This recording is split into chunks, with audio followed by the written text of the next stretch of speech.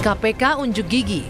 Pekan lalu hanya dalam waktu kurang dari 24 jam, 2 operasi tangkap tangan berhasil membongkar aksi suap menyuap.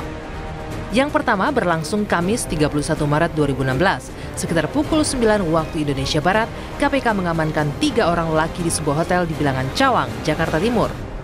3 orang yang ditangkap adalah Sudiwantoko, Direktur Keuangan PT Brantas Abipraya, dan Dandung Pamularmo, manajer senior perusahaan plat merah tersebut. Seorang lagi bernama Marudut, karyawan swasta yang diduga menjadi perantara proses suap. Dalam penangkapan ini, KPK menyita uang sebesar 148.835 US dollar. Diduga kuat, uang ini akan digunakan untuk menghentikan kasus dugaan korupsi iklan PT Brantas Abipraya yang tengah ditangani Kejaksaan Tinggi DKI. Untuk itu, KPK juga memeriksa dan menggeledah ruang kerja 2 saksi dari Kejati DKI, yaitu Kepala Kejaksaan Tinggi DKI Sudung Situmorang dan Asisten Pidana Khusus Kejaksaan Tinggi DKI Tomo Sitepu. Sejumlah dokumen terkait kasus dugaan korupsi di PT Brantas Abipraya disita KPK. Masih di hari yang sama, sekitar pukul 19.30 waktu Indonesia Barat, KPK menangkap Muhammad Sanusi, Ketua Fraksi Partai Gerindra di DPRD DKI, setelah menerima uang dari Geri, karyawan PT Agung Podomoro Land atau PT APL. KPK melanjutkan pergerakan dan menangkap Trinanda Prihantoro, karyawan PT APL, dan Berlian, Sekretaris Direktur PT APL. Keesokan hari, Arisman Wijaya, Presiden Direktur PT Agung Podomoro Land, datang menyerahkan diri ke KPK terkait kasus suap ini.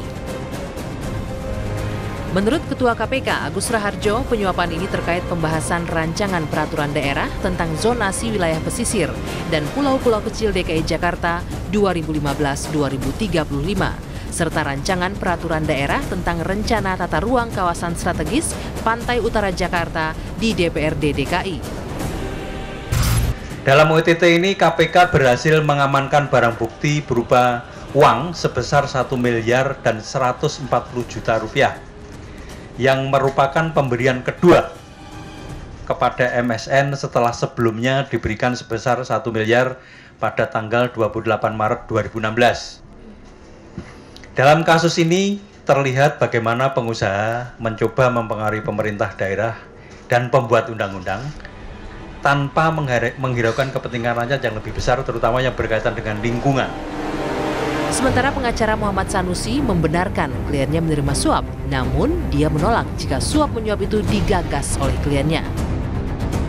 Ya, awalnya tidak. Bahwa klien kami ini sifatnya adalah pasif, gitu loh. Sifatnya pasif, kan menyangkut Raperda ini kan diajukan oleh eksekutif dulu kepada legislatif, gitu loh, kan. Iya.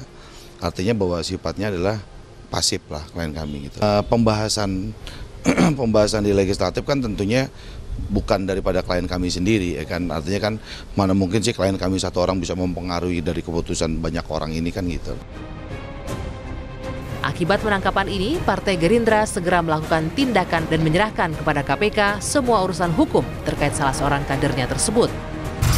Sebenarnya kami tidak berhak membuka surat itu, tetapi karena sudah disampaikan kepada kami baca. Isinya, sejak dibuatnya surat ini, saya Muhammad Sanusi menyatakan mengundurkan diri dari Partai Gerindra. Jadi termasuk dari DPR dan dari partai, DPRD dan partai. Nah, karena adanya surat pengunduran itu, kami tidak berhak membicarakan karena sudah bukan anggota Gerindra. Penangkapan ini juga berimbas pada gagasan reklamasi Teluk Jakarta. Gubernur DKI Jakarta Basuki Cahayapurnama dikait-kaitkan dengan kasus ini. Izin reklamasi Teluk Jakarta yang dikeluarkan Ahok dipandang menjadi pemicu kasus suap M. Sanusi. Sejumlah organisasi masyarakat pun mendatangi KPK dan mendesak lembaga anti rasuah ini menangkap Ahok. Udah ketahuan reklamasi dia makan juga tuh duit, belum sumber waras. Masih tidak berani juga. Ada apa dengan KPK? Oh siap dong, kita harus hargain, kita harus kasih keterangan kenapa seperti ini. KPK pasti kan tanya sama kita kan kirim data semua, prosesnya seperti apa. Ya kita tinggal tunggu aja dia minta data apa kita kirim. Kan ini kan yang membahas itu juga bukan saya kan, yang membahas kan sekda yang mimpin.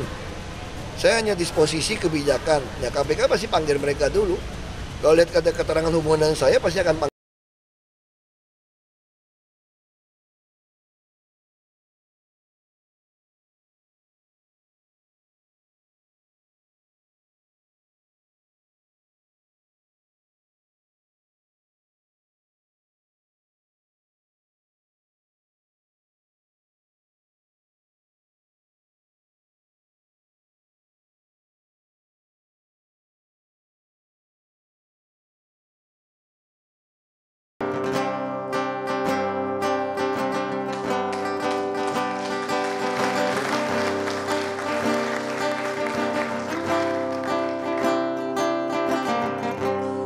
Jangan biarkan Jakarta tenggelam diguyur hujan, atau biarkan Jakarta tenggelam menenggelamkan kehidupannya. Sadarkanlah jiwa-jiwa yang berjiwa, bahwa Jakarta adalah ibunya kota, perlu dijaga, diajak bicara, perlu bernafas, perlu bergerak dalam ruangnya sebagai kota. Oh yeah, yeah.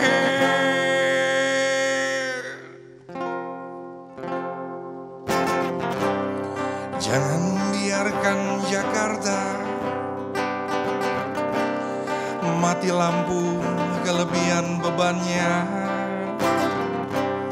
atau biarkan Jakarta padam menerangi kehidupannya. Pahamilah hati yang berhati. Jakarta harus jadi teladan di negeri ini, cara membangun dan cara membangunkan, adil dan merata dalam pembangunannya. Gagal di kota, gagal di desa. Oh yeah, yeah. Jangan biarkanlah Jakarta membanjiri banjirnya. Jangan biarkanlah Jakarta membutakan pikirannya. Jangan biarkanlah Jakarta terbakar oleh sengat matahari yang menyengat.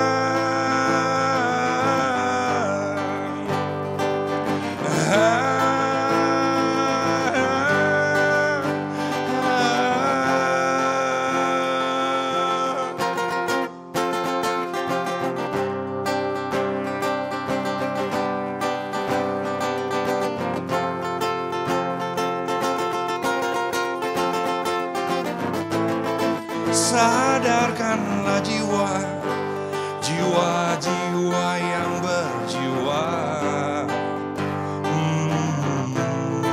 Sadarkanlah hati yang berhati. Jakarta adalah kita, tempat wajah kita berkaca. Siapa kita sebenarnya? Yang miskin tak mau bersabar, yang kaya tak mau ngantri, yang paling pintar merasa benar. Oh yeah, yeah.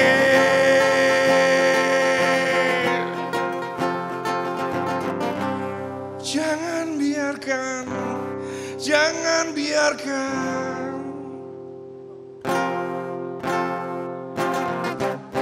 jangan biarkan, jangan biarkan,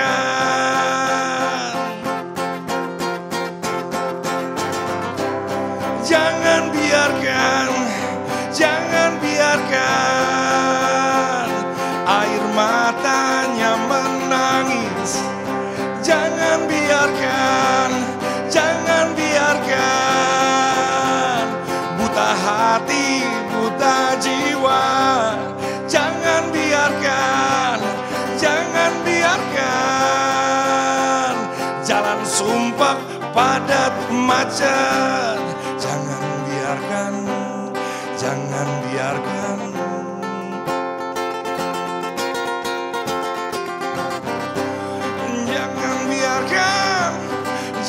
biarkan Jakarta, jangan biarkan, jangan biarkan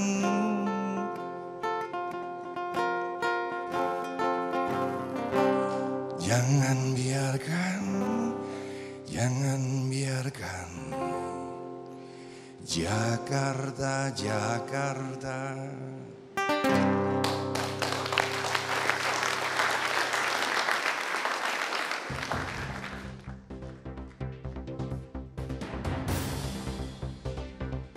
Indonesia Lawyers Club edisi malam ini hadir kembali dengan tema KPK, sekali tepuk banyak nyawa.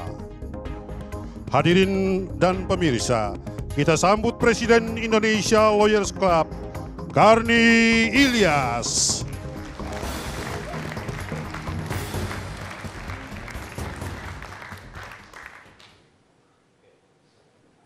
Pemirsa, malam ini kita bertemu kembali di Indonesia Lawyers Club. Tapi sebelumnya saya minta aplaus sekali lagi untuk sahabat saya, Dik Doang.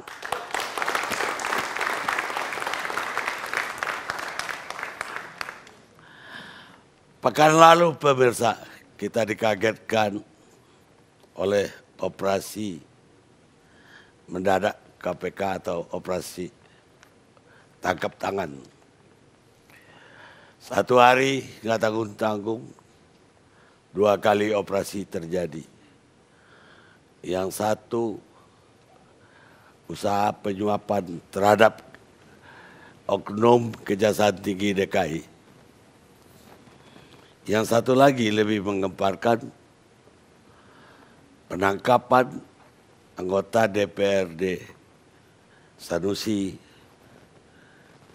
dari Partai Gerindra yang dituduh menerima suap untuk menyusun peraturan daerah DKI tentang reklamasi. Kami melihat operasi ini menjadikan KPK yang sebelumnya publik agak ragu apakah masih setajam yang dulu atau akan lebih tumpul. Ternyata dalam satu hari 2 operasi, 2 tempat berbeda. Luar biasa. Dan kami hampir tidak punya judul untuk merangkum kedua kasus dalam satu judul.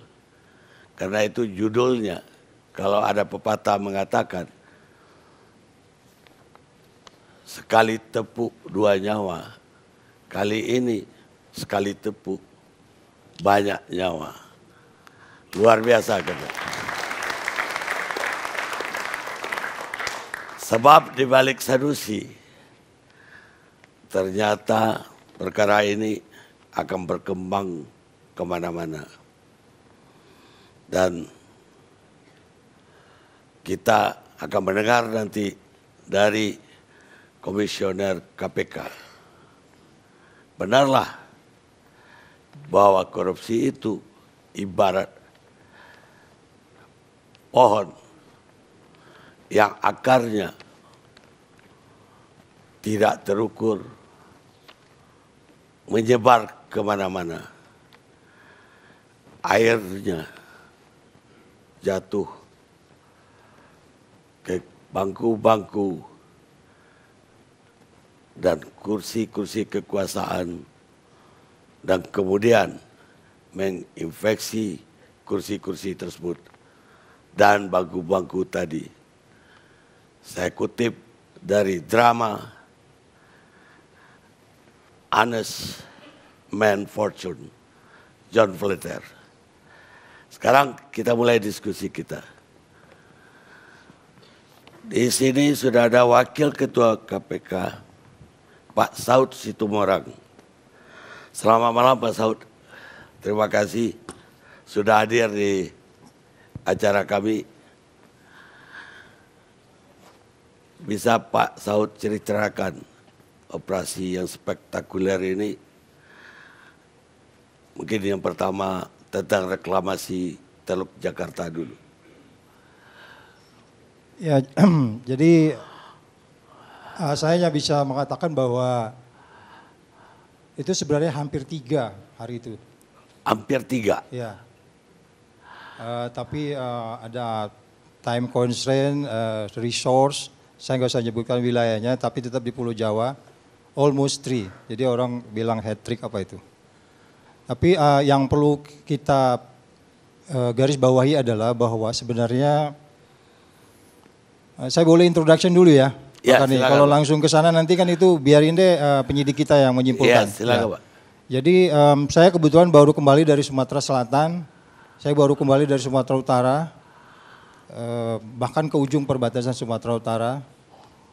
Kemudian pada saat penangkapan pertama itu justru saya sedang berada di depan anak-anak yang kita sebut sebagai kelompok Cipayung, mereka ada kegiatan di sana.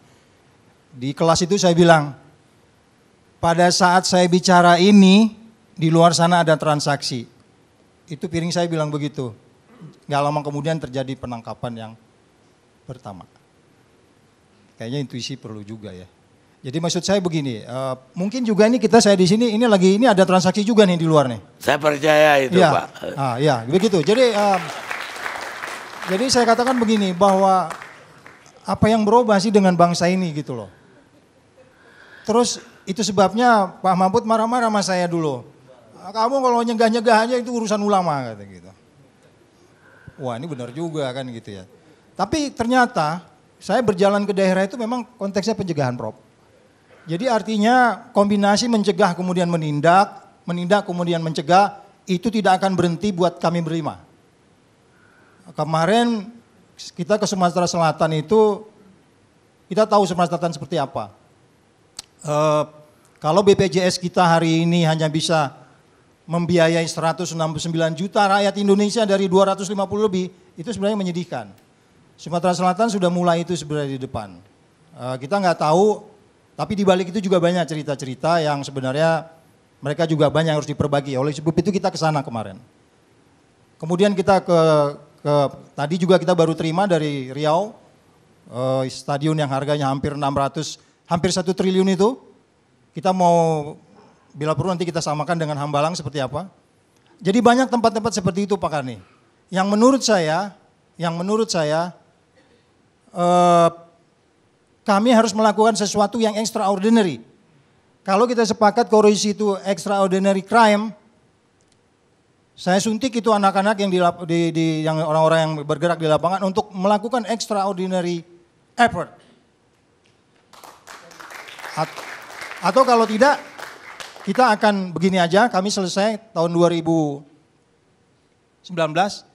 Target kami adalah, harapan kami, dari 36 yang ada sekarang, Jokowi berkuasa, indeks persepsi korupsi itu 34. Kemudian lakukan pembenahan, Franky Cibarani melakukan pembenahan, izin dan sebagainya, naik 2, jadi 36. Akhir posisi kami berupaya untuk 50. 50 itu mendekati Malaysia. Tapi jauh dari Singapura 80. Kami tetap berada di situ. Oleh sebab itu, upaya-upaya seperti ini dengan resource yang terbatas, kami akan melakukan banyak hal. Teknologi mungkin membantu, tetapi jangan lupa, penyidik kami malam harus tidur Pak Karni. Saya kasih uang berapa aja dia malam harus tidur. Itu tidak bisa. Oleh sebab itu, yang ketiga kemarin, itu constraint-nya balik untuk membantu yang di sekitar Jakarta. Jadi ini mungkin yang bisa saya sampaikan sementara, bahwa yang paling penting adalah, yang sangat menyedihkan, saya berjalan di banyak tempat, ketemu dengan banyak departemen, saya juga udah bicara dengan Bu Susi, nanti mudah-mudahan bisa ditanya, ada banyak hal yang orang sebenarnya ingin berubah. Tetapi perubahan itu tidak bisa terjadi karena dikelilingi orang-orang yang tidak mau berubah. Pak Amran itu bahkan sedikit guyon, Pak Saud bikin patung Pak Saud di kantor saya. Patungnya kami berlima itu taruh di situ, mungkin ada perubahan. Jadi saya pikir ada orang yang ingin berubah, tetapi dia tidak mampu untuk berubah karena sekelilingnya dikelilingi oleh kelompok-kelompok orang yang karena sistem, yang karena greedy-nya, yang karena kepentingannya, banyak latar belakangnya. Dan ini saya pikir kami tidak akan pernah berhenti, apapun kata orang Prof, ya kita akan berupaya untuk yang terbaik, untuk mengejar indeks 50 tadi. Untuk mengejar indeks 50 itu nggak gampang. Bahkan saya katakan cara senyum polisi di pinggir jalan pun harus diubah. Karena persepsi yang diukur, indeks persepsi korupsi itu yang diukur itu adalah persepsi. Dan itu subjektif sekali. Jadi kalau mereka nggak suka sama kita, atau di bandara itu masih minta amplop-amplop, ya kan, itu tidak akan pernah berubah persepsi itu. Oleh sebab itu, kompleksitinya kita akan masuk mulai dari besar kecil atau kecil besar. Itu mungkin Pak Karni yang bisa saya sampaikan sementara. Baik Pak, tapi saya mau ikutin dulu yang pandangan Bapak ini. Saya bayangkan kalau saya jadi perusahaan pengembang properti yang kemarin. Kalau saya ngurus IMB untuk satu rumah saya aja, nggak mungkin gratis. Jadi sampai saya di mana-mana mengatakan korupsi ini apa bukan kita semua ini koruptor? Kok kita benci korupsi?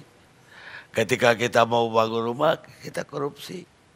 Karena kita ngasih uang saku dulu agar IMB kita keluar. Belum urusan lain-lain Pak. Gak kebayang Pak di negara kayak gini kita dapat lahan satu pulau direklamasi. Gak keluar duit. Ini bagaimana bisa diubah Pak? Ya, jadi kalau saya naik mobil kemudian dikena sanksi oleh polisi harus bayar 100.000, kemudian saya bayar 40.000, korupsinya lebih besar di saya kan sebenarnya. Iya. Karena itu tadi 100.000 harusnya milik negara. Iya. Tapi negara dapat 40, saya dapat 60. Masyarakat kita posisinya seperti itu. Betul.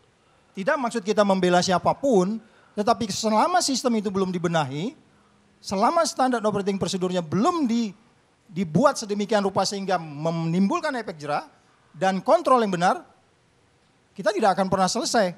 Kalau memang Anda membangun rumah bayarnya sekian ya bayar sekian, waktunya sekian ya waktunya sekian. Jadi saya pikir siapa yang bisa mengontrol ini semua, siapa yang bisa mengatur ini semua, saya tanya ke Pak Karni balik, apa yang belum diatur di Republik ini? Kalau menurut saya sistemnya Pak yang juga perlu, tapi tentu bukan tugas KPK. Karena gedung KPK itu saya kira satu-satunya gedung lembaga negara yang anggarannya bisa keluar, tapi tidak ada upeti. Anggaran keluar upeti, Pak. Bisa diterima Pak Karni, bisa diterima. Kenapa akhirnya Pak Amran meminta kita hadir di sana, maksudnya itu seperti itu. Tapi kan kami cuma 1.234 orang. Paham Pak, makanya saya melihat harus sistem. Tapi siapa yang harus mengubah sistem? Harus pemerintah dan DPR lagi. Ada kemauan nggak untuk itu? Tapi kita kembali ke kasus tadi Pak. Kami udah terlanjur bilang 1 kali topu banyak nyawa. Ini tolong digambarkan Pak, seberapa besar ini kasus Pak. Magnitude-nya ke belakang. Dan berapa banyak gerbongnya. Saya malah bayangkan gerbong dari kasus ini. Tahanan Bapak yang baru dibangun sekarang juga nggak muat Pak. Pak Karni, saya pikir kita di ruangan ini udah tahu semua lah. Ini kan negara kita. Ya kan? Ini kan negara kita udah tahu semua kok apa yang terjadi di luar sana. Ada orang di Sumatera Utara menguasai wilayah mulai dari Bekasi sampai Priok. Itu tanah BUMN. Persekutuan preman segala macam ada di situ semua. Jadi bukan di sini aja, di tempat lain. Reklamasi bukan di sini aja. Makassar juga menjelang. Pantai Losari itu kalau kita ke sana, pantai itu kan sebenarnya nggak ada rakyat satu pun tidak boleh meminjak pantai. Coba cari di negara-negara besar, pantai itu milik rakyat Pak. Tapi belakangan di ujung Losari itu sudah mulai mirip seperti ini, mau di-occupied, rakyat tidak boleh mengakses itu. Jadi ini semua terjadi bukan hanya di Jakarta saja Pak Karni. Ya kan? Bali juga sudah mulai, hanya dikuasai oleh beberapa kelompok. Oleh sebab itu, kalau kita katakan sistemnya harus diperbaiki, saya tadi tanya Pak Tarni kan, sebenarnya yang belum diatur di Republik ini apa?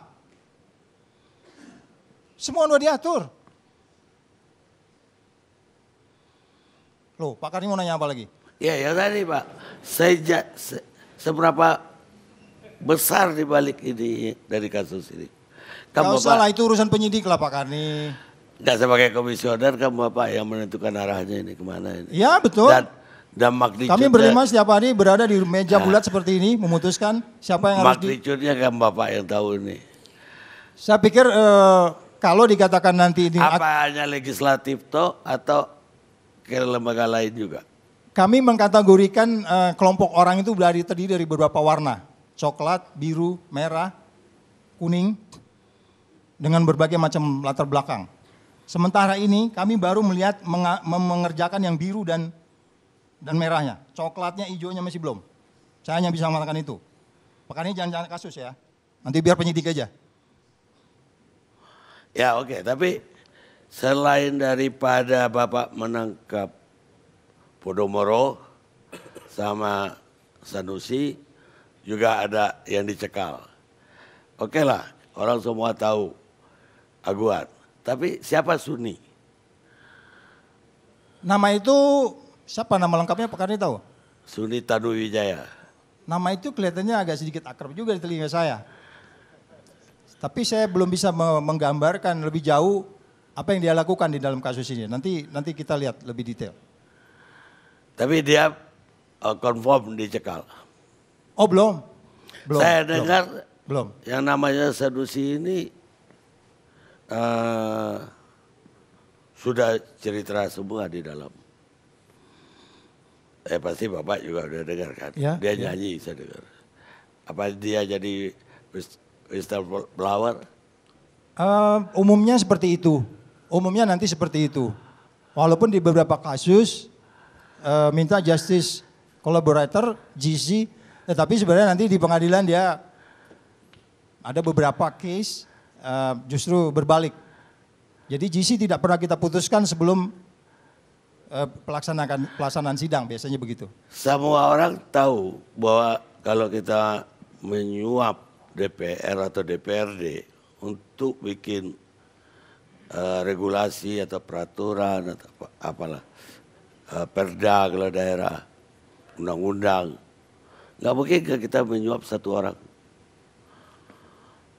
Common sense-nya begitu. Ya kalau satu orang, ya 99% nggak setuju. Ya nanti. Ya. Hanya dia doang yang setuju buat apa? Ya.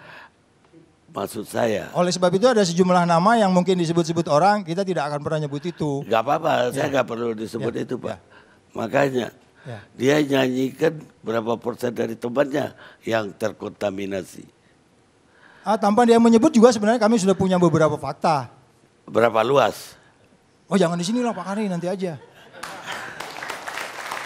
Nanti saya bisa disentil sama Pak ini. Ibu Basaria sebelum saya berangkat izin dulu loh tadi. Ibu ada titip apa sama Pak Karni. Ya baik-baik aja dia bilang gitu. Baik-baik. Pak Alex juga saya pamit dulu. Pak Agus pamit dulu. Pak Agus titip apa? You do it yourself, dia bilang gitu. Baik Pak. Satu lagi Pak. Gak ada guna juga kita menyuap DPR, DPRD. Kalau kita tidak menyuap juga eksekutifnya. Karena tanda tangan eksekutif kok. Ya, kenapa Pak Laude mengatakan kemarin Pak Sarip, kita panggil Sarip, mengkategorikannya sebagai grand corruption. Grand corruption itu mungkin itu yang Pak Karni mau kejar dari awal. Grand corruption yang dimaksudkan di situ tidak hanya jumlahnya yang besar, tetapi ini salah satu contoh yang kami nilai perfect untuk dijadikan satu studi bahwa legislatif, eksekutif ya bermain di situ untuk kemudian swastanya ikut ngatur-ngatur. Itu yang di dalam statement kita kemarin, corporation rules the country itu fenomena itu cukup besar dan itu tidak hanya di Indonesia. Ya, tapi ini semakin menjadi-jadi. Oleh sebab itu saya setuju dengan mengatakan bahwa reformasi betul-betul sudah dibaca. Saya setuju dengan beberapa harian menyebut itu. Dengan demikian, kalau kita sepakat mau ini ada perubahan, ini mungkin tantangan buat kita semua di sini.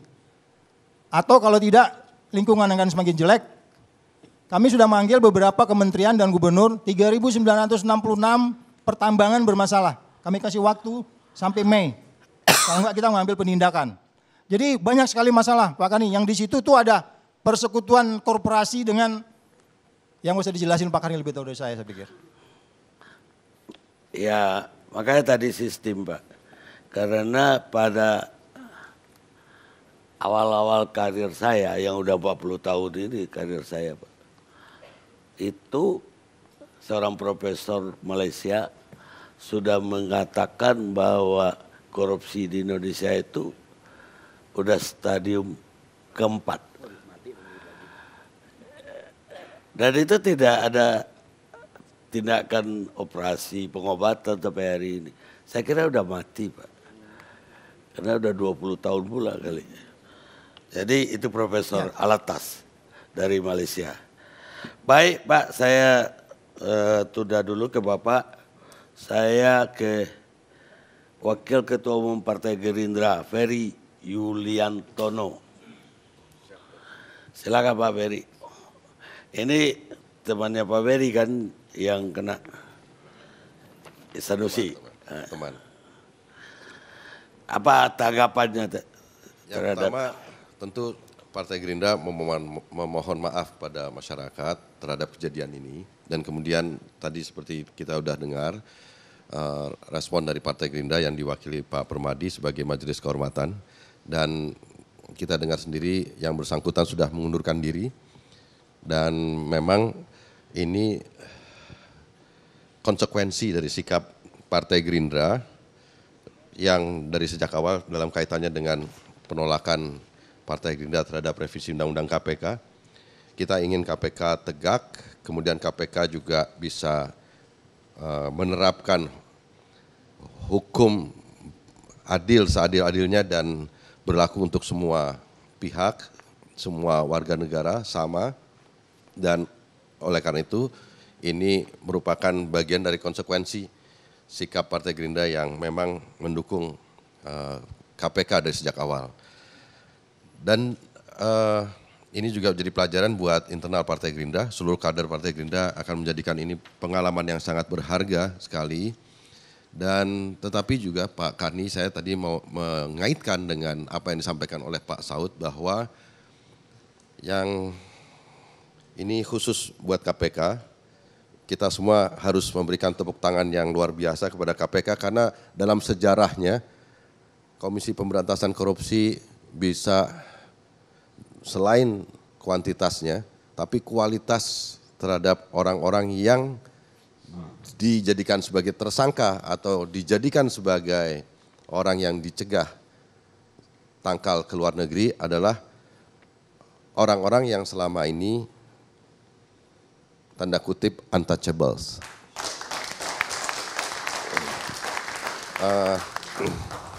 Untouchables dalam konteks ini ada Podomoro, kelompok properti raksasa, ada Pak Aguan yang dicekal. Saya nggak tahu ini dicekal atau udah jadikan tersangka karena banyak berita yang simpang siur juga.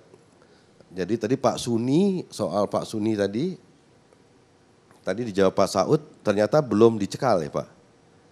Nah jadi kemudian juga Pak Aguan, ada berita di online yang menyatakan bahwa yang bersangkutan sudah jadi tersangka atau ada yang hanya dicekal. Nah lepas dari itu semua, sebenarnya dinamika relasi kekuasaan politik dan ekonomi di Indonesia ini memang kalau zaman Orde Baru itu otoritarianisme, persekongkolan otoritarianisme berbasis militer dengan birokratik rente. Sekarang ini seperti yang tadi disebutkan Pak Saud adalah korporasi birokratik rente. Jadi persekongkolan birokratik dalam hal ini eksekutif dengan legislatif dan juga korporasi. Korporatisme negara ini memang kemudian melahirkan dominasi kekuatan yang bisa jadi positif, tapi seringkali terlalu dominannya mereka itu akhirnya mengabaikan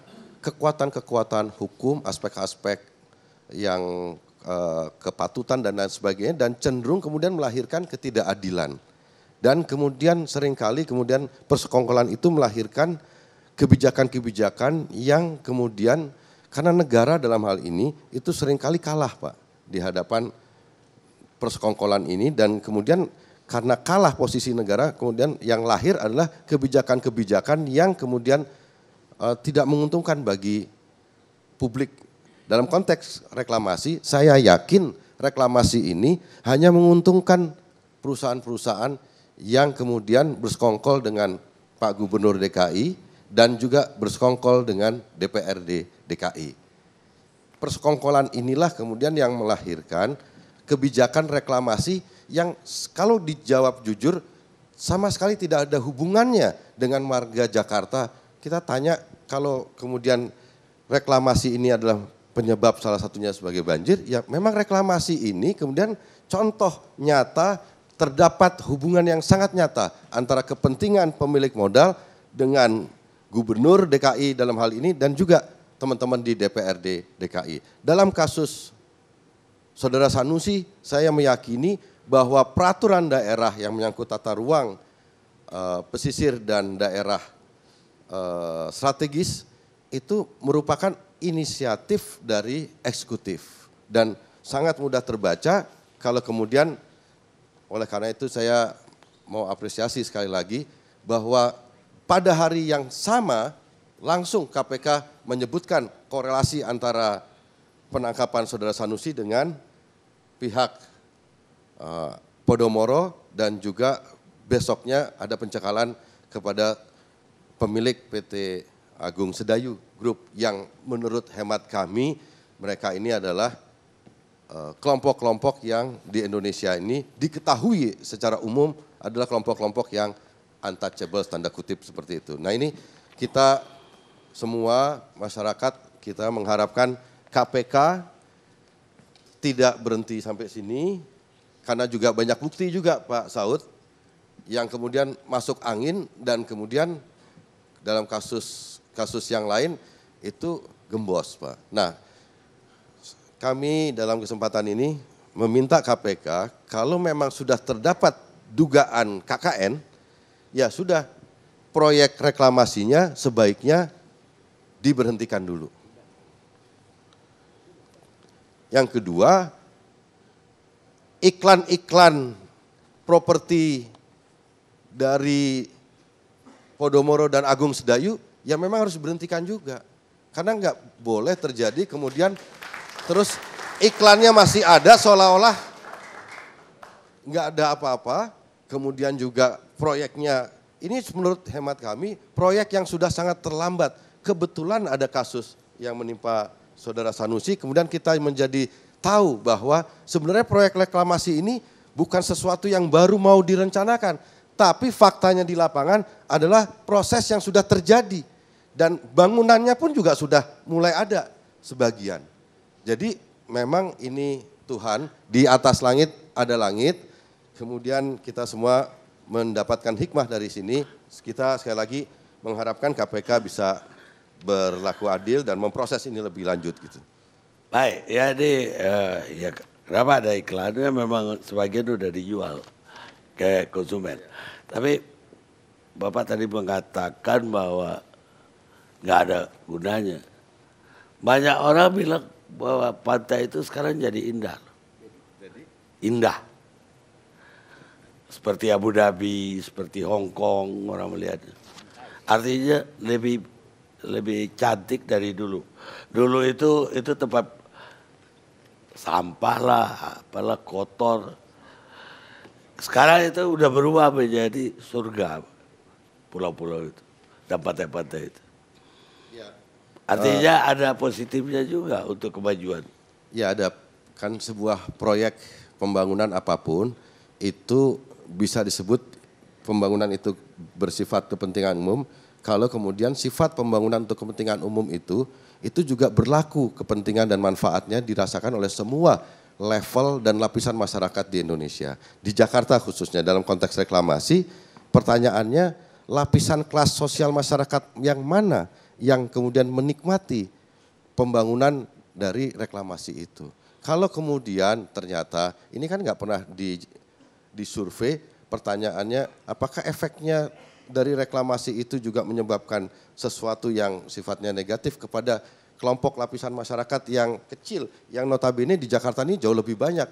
Mungkin kalau dana atau alokasi anggaran yang dipergunakan bagi pembangunan proyek reklamasi ini digunakan untuk membantu lapisan kelas sosial masyarakat di Jakarta, mungkin jauh akan lebih bermanfaat. Pertanyaannya, memang sepintas sesuatu itu yang namanya proyek pembangunan akan kelihatan baik, megah, tapi kemudian pertanyaannya, proyek ini sebenarnya ditujukan untuk lapisan kelas sosial ekonomi masyarakat yang mana?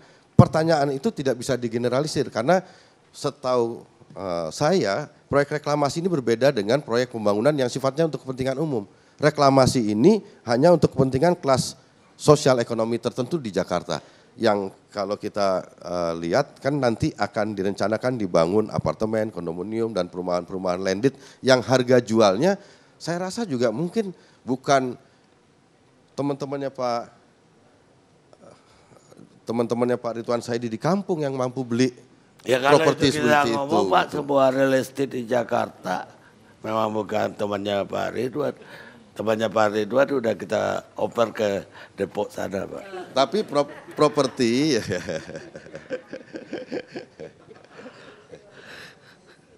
kan ada yang memang kelas atas, sedang, ada yang sedang ke bawah gitu. Jadi kalau properti bangunan hunian yang memang bisa dijangkau di Jakarta menurut hemat kami akan jauh lebih bermanfaat dibandingkan kemudian memaksakan proyek reklamasi yang diketahui sekarang karena kejadian ini ya memang menguntungkan kelompok kelompok pengusaha tertentu yang ada di belakang Pak Ahok. Sanusi ini kan Bapak pasti juga kenal lah ya. Saya kenal. Saya dengar dia ini bukan